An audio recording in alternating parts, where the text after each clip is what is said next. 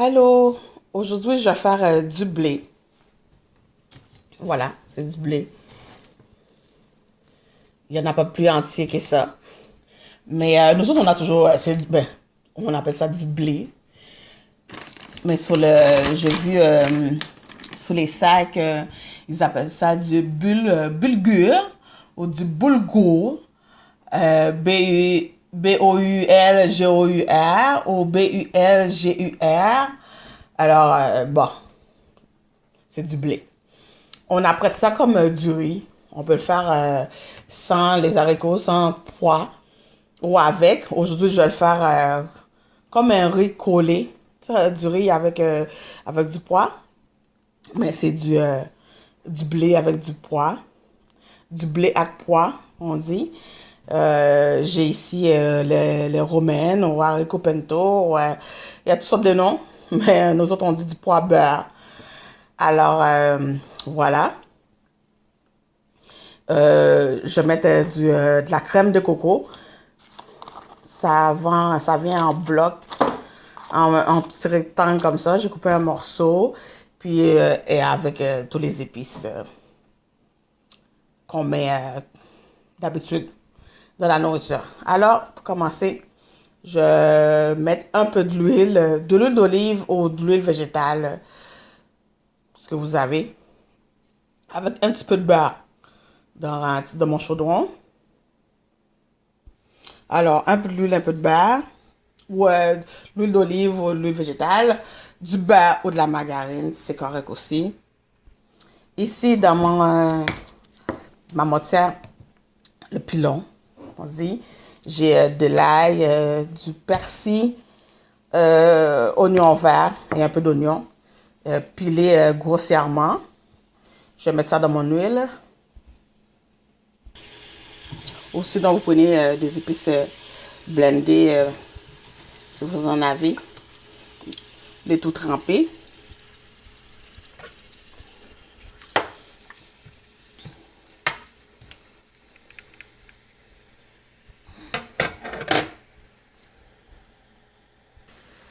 Je vais mettre mon pois.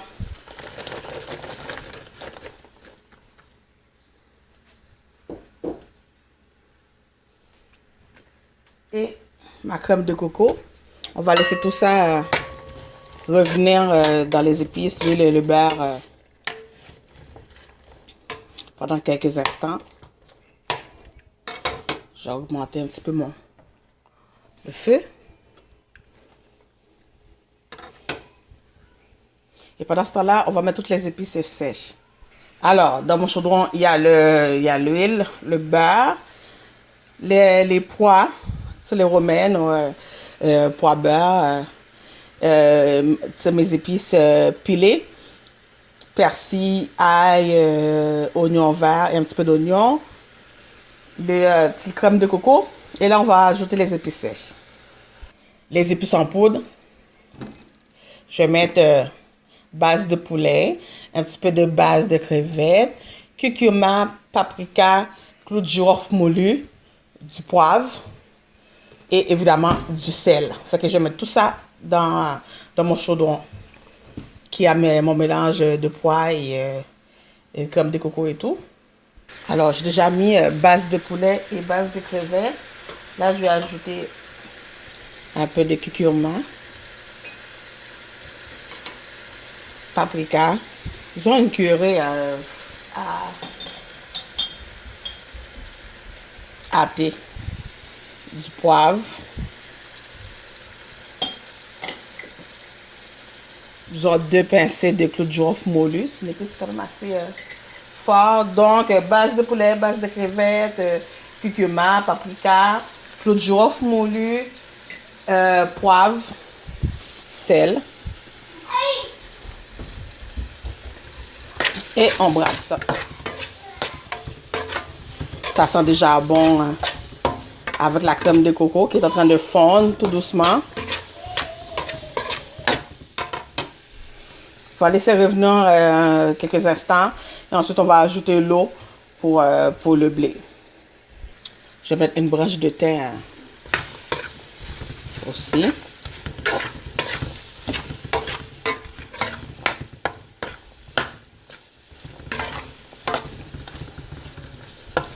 j'avais fait une petite vidéo que j'avais montré sur les blés une fois à cuit. Parce que j'avais dit, vous pouvez aller voir les vidéos du riz collé à pois que j'ai fait.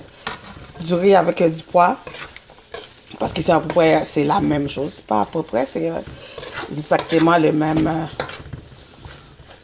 c'est le même processus. Mais là, aujourd'hui, je l'ai fait à l'entier. Alors, là, je pense qu'on va ajouter l'eau, la quantité d'eau qu'on veut.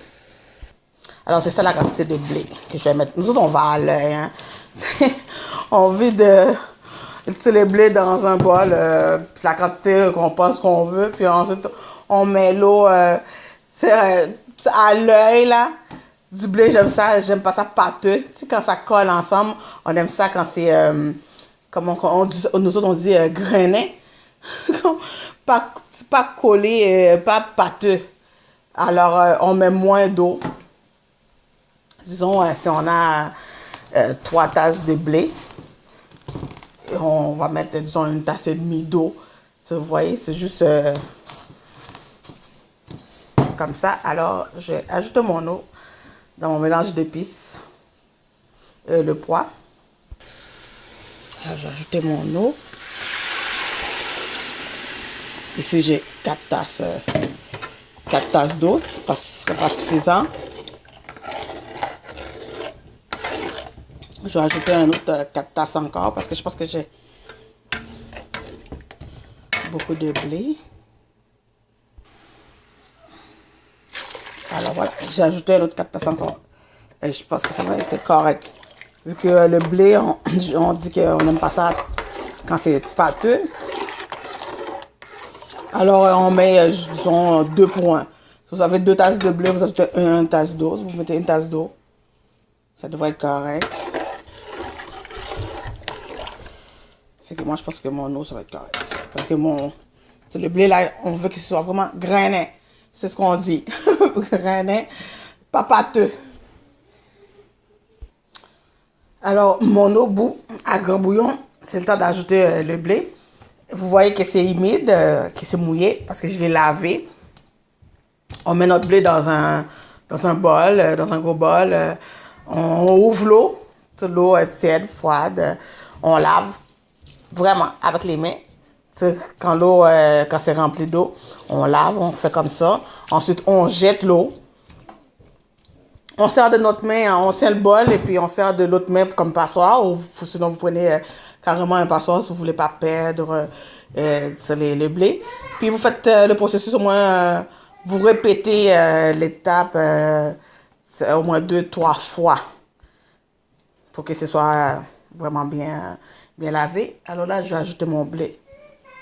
Bon, je vais vous montrer.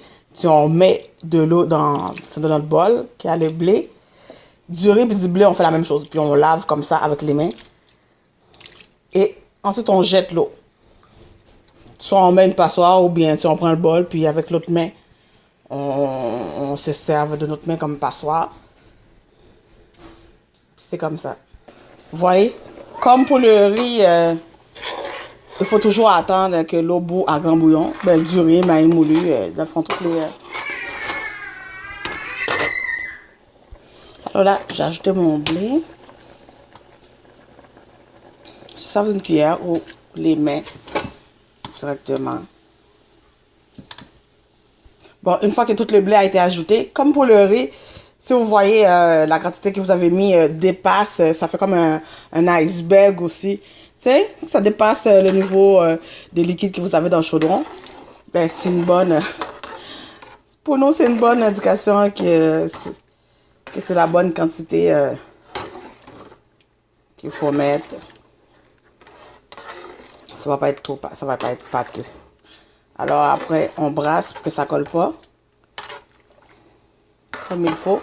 Et ensuite, on met le couvercle, puis on baisse le feu. On laisse que...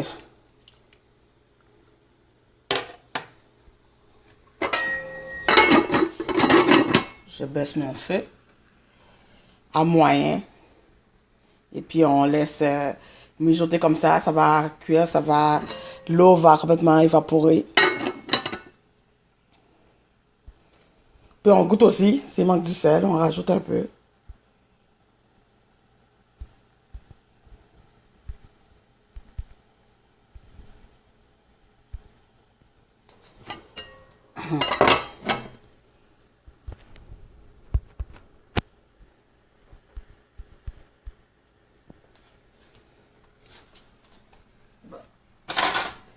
Je vais goûter.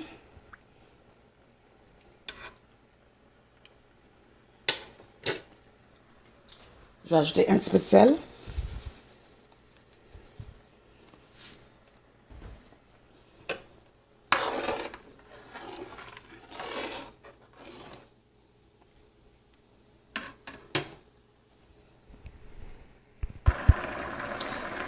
Et puis voilà, vous voyez, c'est presque complètement évaporé. L'eau, c'est ce qu'on veut. Wow. Et vous voyez que ça va pas être pâteux parce que comme je disais, j'avais mis une bonne quantité de blé pour la quantité d'eau qu'il y avait. Et puis on va laisser que l'eau soit complètement que ce soit complètement sèche, que l'eau soit complètement évaporée. Et ensuite, on remet le couvert encore, puis là, on baisse le feu vraiment petit à 2. Et puis, on laisse encore quelques minutes pour que ce soit bien sèche, bien cuit aussi. Alors, c'est ça, du blé collé à pois, comme du riz collé à pois, du blé à pois. Du blé avec du pois romaine, haricot pinto. Nous autres, on dit du pois beurre. Alors, puis moi, je trouve que c'est plus nourrissant, c'est plus... puis c'est du blé, évidemment, beaucoup plus de vitamines. Moi, j'aime pratiquement plus ça que du riz, que juste le riz blanc comme ça. Alors, voilà. C'est pratiquement sèche.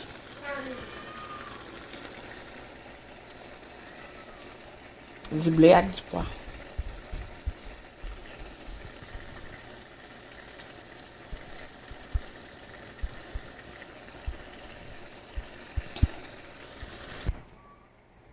Alors voilà. Et puis comme du riz, on mange ça avec n'importe quelle sauce. Sauce poulet, viande bœuf, légumes haïtiens avec des légumes, différentes sortes de légumes écrasés, cuits, très très cuits. Ensuite on écrase ça, puis on met de la viande dedans. Vous pouvez aller voir sur une vidéo de ça. Et puis l'odeur du blé aussi, moi j'adore ça. Alors voilà, mon blé avec du pois.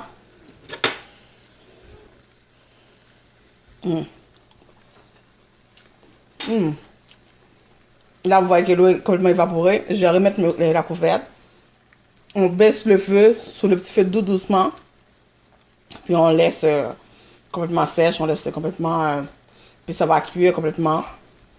Puis on dresse. On mange ça avec la sauce, la viande qu'on veut. Alors voilà.